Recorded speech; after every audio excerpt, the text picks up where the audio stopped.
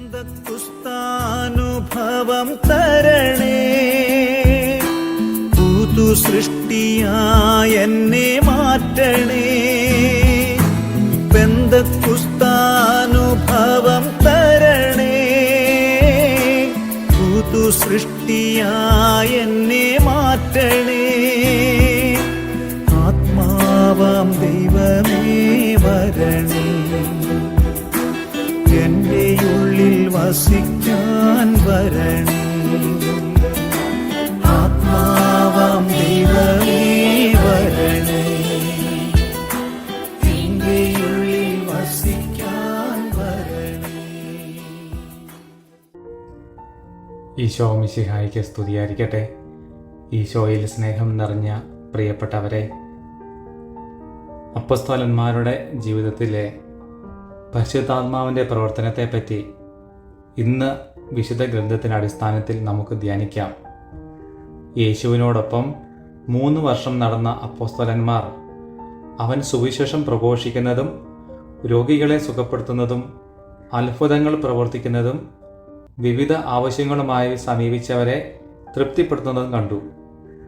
രോഗികളെ സുഖപ്പെടുത്താനും പിശാചുക്കളെ ബഹിഷ്കരിക്കാനും അത്ഭുതങ്ങൾ പ്രവർത്തിക്കാനും അവനോടൊപ്പം പോയപ്പോൾ 3 വർഷവും യേശുവിൻ്റെ അധികാരവും ശക്തിയും താൽക്കാലികമായെങ്കിലും അനുഭവിക്കാൻ ശിഷ്യന്മാർക്ക് സാധിച്ചു.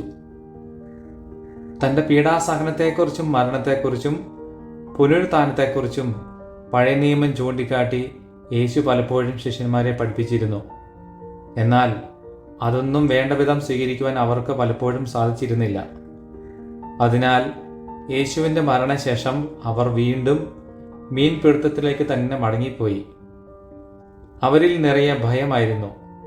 പെന്തക്കുസ്താ ദിനം സമാഗതമായപ്പോൾ അവർ ശക്തിയും ധൈര്യവും സംഭരിച്ചവർ ആയി മാറി. സഭ രൂപീകരിക്കുന്നതും ദൗത്യം ആരംഭിച്ചതുമെല്ലാം പരിശുദ്ധാത്മാവിൻ്റെ ശാക്തീകരണം ശിഷ്യന്മാരെ ആവരണം ചെയ്തപ്പോൾ മാത്രമായിരുന്നു. അപ്പോസ്തല പ്രവർത്തനങ്ങൾ 2-ാം അധ്യായം 4-ാം വാക്യം. അവരെല്ലാവരും പരിശുദ്ധാത്മാവിനാൽ നിറഞ്ഞ് ആത്മാവ് കൊടുത്ത ഭാഷണപരമനുസരിച്ച് വിവിധ ഭാഷകളിൽ സംസാരിക്കാൻ തുടങ്ങി. ഒന്നാമതായി ഭയത്തിന് അടിമപ്പെട്ടിരുന്ന ശിഷ്യന്മാർ പരിശുദ്ധാത്മാവ് വന്ന് നിറഞ്ഞപ്പോൾ നിർഭയരായി മാറി. യേശുവിൻ്റെ മരണശേഷം ഭയചകിതരായിരുന്ന ശിഷ്യന്മാർ പരിശുദ്ധാത്മാവിൻ്റെ ആവാസത്തോടുകൂടി യേശുവിനെ മരിച്ചവരിൽ നിന്ന് ഉയർപ്പിച്ച സുവിശേഷം ധൈര്യസമേതം പ്രസംഗിക്കുവാൻ തുടങ്ങി. എന്നാൽ പത്രോസ് മറ്റു 11 പേരോടുമൊപ്പം എഴുന്നേറ്റ് നിന്ന് ഉച്ചസ്വരത്തിൽ അവരോട് പറഞ്ഞു, യഹൂദ ജനങ്ങളെ, ജെറുസലേമിൽ വസിക്കുന്നവരെ, ഇത് മനസ്സിലാക്കുവിൻ. എൻ്റെ വാക്കുകൾ ശ്രദ്ധിക്കുവിൻ. എന്നാൽ ദൈവം അവനെ മൃത്യുപാശത്തിൽ നിന്ന് വിമുക്തനാക്കി ഉയർപ്പിച്ചു. കാരണം അവൻ മരണത്തിൻ്റെ പിടിയിൽ കഴിയുക അസാധ്യമായിരുന്നു. ആ യേശുവിനെ ദൈവം ഉയർപ്പിച്ചു. ഞങ്ങളെല്ലാവരും അതിന് സാക്ഷികളാണ്. ദൈവത്തിൻ്റെ വലതുഭാഗത്തേക്ക് ഉയർത്തപ്പെടുകയും പിതാവിൽ നിന്ന് പരിശുദ്ധാത്മാവിനെ വാഗ്ദാനം സ്വീകരിക്കുകയും ചെയ്ത അവൻ ഈ ആത്മാവിനെ ഭക്ഷിച്ചിരിക്കുന്നു. അതാണ് നിങ്ങളിപ്പോൾ കാണുകയും കേൾക്കുകയും ചെയ്യുന്നത്.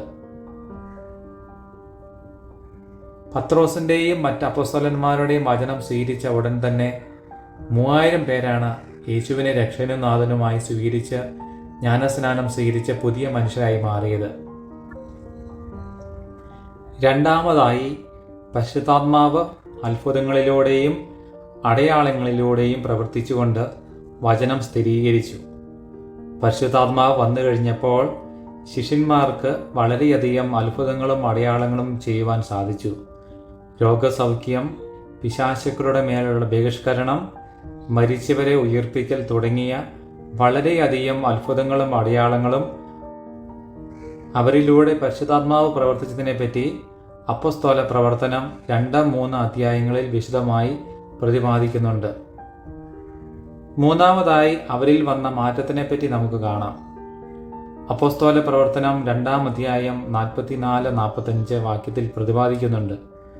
മുൻകാലങ്ങളിൽ ശിഷ്യന്മാർ വളരെ സ്വാർത്ഥന്മാരായിരുന്നു. തങ്ങൾക്ക് എന്ത് അധികാരം ലഭിക്കുമെന്ന് അറിയുവാനായിരുന്നു അവർക്ക് താല്പര്യം. എന്നാൽ പരിശുദ്ധാത്മാവ് വന്നു കഴിഞ്ഞപ്പോൾ ശിഷ്യന്മാരുടെ ജീവിതം മറ്റുള്ളവർക്ക് വേണ്ടിയുള്ളതായി മാറി. വിശ്വസിച്ചവർ എല്ലാവരും ഒറ്റ സമൂഹമാവുകയും തങ്ങൾക്കുണ്ടായിരുന്നതെല്ലാം പൊതുവായി കരുതുകയും ചെയ്തു. അവർ തങ്ങളുടെ സ്വത്തുക്കളും വസ്തുവകകളും വിറ്റ് ആവശ്യാനുസരണം എല്ലാവർക്കുമായി വീതിച്ചു.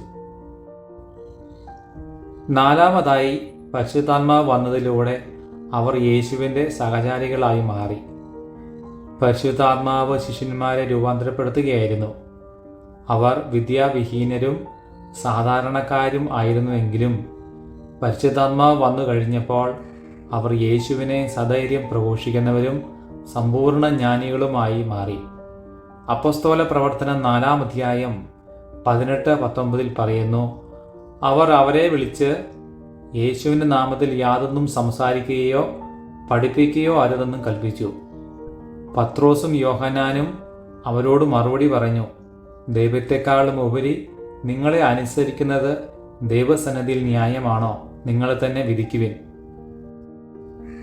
അഞ്ചാമതായി വന്ന മാറ്റം, അവർ പ്രാർത്ഥനയിൽ സമയം ചെലവിടുന്നതിനാൽ പരിശുദ്ധാത്മാവിനാൽ നിറയപ്പെട്ടവരായി മാറി. അപ്പോസ്തല പ്രവർത്തനം 4-ാം അധ്യായം 31 പറയുന്നു, പ്രാർത്ഥന കഴിഞ്ഞപ്പോൾ അവർ സമ്മേളിച്ചിരുന്ന സ്ഥലം കുലുങ്ങി. അവരെല്ലാവരും പരിശുദ്ധാത്മാവിനാൽ പൂരിതരായി ദൈവവചനം ധൈര്യപൂർവ്വം പ്രസംഗിച്ചു. വീണ്ടും അപ്പോസ്തല പ്രവർത്തനം 5-ാം അധ്യായം 15 പറയുന്നു, അവർ രോഗികളെ തെരുവീഥികളിൽ കൊണ്ടുവന്ന് കിടക്കകളിലും കട്ടിലുകളിലും കിടത്തിയിരുന്നു.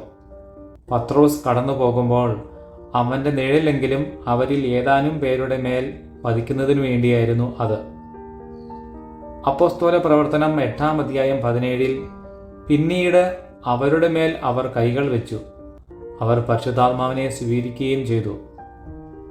അപ്പോസ്തല പ്രവർത്തനം 10-ാം അധ്യായം 44 പറയുന്നു, പത്രോസ് ഇത് പറഞ്ഞുകൊണ്ടിരിക്കുമ്പോൾ തന്നെ കേട്ടുകൊണ്ടിരുന്ന എല്ലാവരുടെ മേൽ പരിശുദ്ധാത്മാവ് വന്നു. ആറാമതായി അവരിൽ വന്ന മാറ്റം, യാതനകളിലും അവർ ആഹ്ലാദത്തോടെ മുന്നോട്ട് പോയിക്കൊണ്ടിരുന്നു. യാതനകളുടെയും വേദനകളുടെയും ഇടയിലും അവർ സുവിശേഷം സസന്തോഷം പ്രഘോഷിച്ചുകൊണ്ട് മുന്നോട്ട് പോയി. അപ്പോസ്തല പ്രവർത്തനം 5-ാം അധ്യായം 40-42 പറയുന്നു, അവർ അപ്പോസ്തലന്മാരെ അകത്ത് വിളിച്ച് പ്രഹരിച്ചതിന് ശേഷം യേശുവിൻ്റെ നാമത്തിൽ സംസാരിച്ചു പോകരുതെന്ന് കൽപ്പിച്ച് അവരെ വിട്ടയച്ചു. അവരാകട്ടെ യേശുവിൻ്റെ നാമത്തെ പ്രതി അപമാനം സഹിക്കാൻ യോഗ്യത ലഭിച്ചതിൽ സന്തോഷിച്ചുകൊണ്ട് സംഘത്തിൻ്റെ മുൻപിൽ നിന്ന് പുറത്തുപോയി.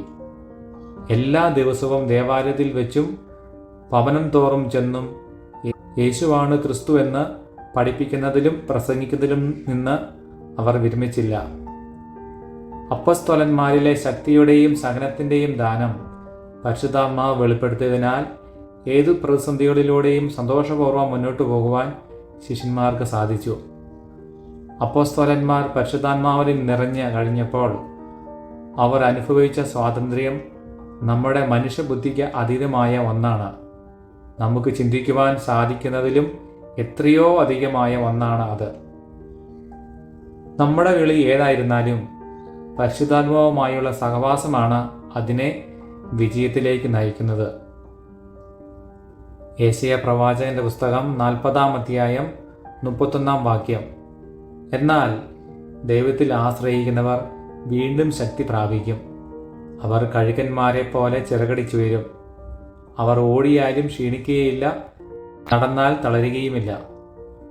അപ്പോസ്തലന്മാർക്ക് ലഭിച്ച ഈ അനുഭവം നമുക്കും ലഭിക്കുവാൻ ഈ പന്തക്കുസ്ത ഒരുക്ക പ്രാർത്ഥനയിൽ ഒരുക്കത്തോടും ദാഹത്തോടും കൂടെ കാത്തിരിക്കാം. നമുക്കും പ്രാർത്ഥിക്കാം. ഓ പരിശുദ്ധാത്മാവായ ദൈവമേ, കത്തോലിക്ക സഭയെ പടുതുയർത്താൻ ശിഷ്യന്മാരിൽ ആവസിച്ച് അവരെ അഭിഷേകം ചെയ്തതുപോലെ ഇന്നും സഭയിൽ ശക്തമായി പ്രവർത്തിച്ചുകൊണ്ടിരിക്കുന്ന പരിശുദ്ധാത്മാവേ, ഞങ്ങളെ അഭിഷേകം ചെയ്ത് അങ്ങ് ആഗ്രഹിക്കുന്ന വിധത്തിൽ സഭയെ വളർത്തുവാൻ ഞങ്ങൾക്ക് ആവശ്യകമായ കൃപകൾ ഈ പന്തക്കുസ്തായിലൂടെ നൽകണമേ. ആമേൻ.